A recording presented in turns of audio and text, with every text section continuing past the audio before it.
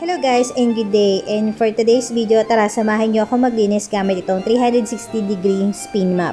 Well, the good thing about sa mga new release ng mga spin mop ngayon is compact type na siya, and at the same time, space saver na, unlike dun sa mga old design ng spin mop. Para sa presyo niya, hindi ko siya masasabing price at hindi ko rin siya masasabing mura. So, depende na po sa inyo mga buyer yon.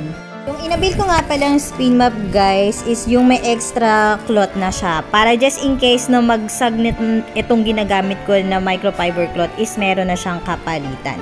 Ang ginamit nga pala nilang pandikit para dito sa spin mop na to is velcro na adhesive. Pag maglalagay na nga pala kayo guys ng cleaning product nyo at imimix nyo siya sa tubig, directly nyo na siyang ilagay doon sa pinakagitnang container nitong ating spin mop. Buksan nyo lang yung cover. At kung nasa middle na kayo ng paglilinis at feel nyo na parang kukonti na lang yung laman ng pinakagitnang container nyo, pwede nyo nang repilan itong inyong spin mop directly doon naman sa butas. So, doon na kayo maglalagay ng cleaning product and pwede nyo na siyang itutok sa gripo.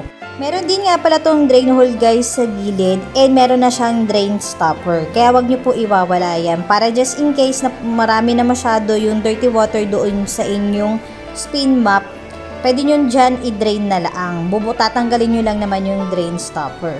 May adjustable buckle nga din pala yung pinaka-handle nitong ating spin mop. So kung gusto nyo ng medyo maikli lang, pwede nyo i-adjust. Kung gusto nyo naman ng medyo mahaba, pwede nyo rin siyang i-adjust. And also, yung buckle na yan guys is also a lock and unlock nitong ating spin mop.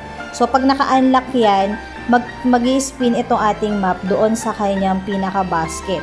Then, kung gusto nyo steady na siya at magmamap na kayo, ilalak nyo lang siya. And when it comes naman po dun sa kanyang fiber cloth, guys, kailangan labahan nyo po yung fiber cloth after nyo siyang gamitin. Hindi nyo yan pwedeng gamitin kinabukasan na hindi nilalaban kasi babaho na yung inyong fiber cloth. Magiging ganun din yung amoy ng inyong cleaning product. There are two ways para naman ma-dispose natin yung dirty water nito ating spin mop. Yung una is pwede nyo siyang ibuhos kung wala ng cleaning product na laman yung gitnang container niya.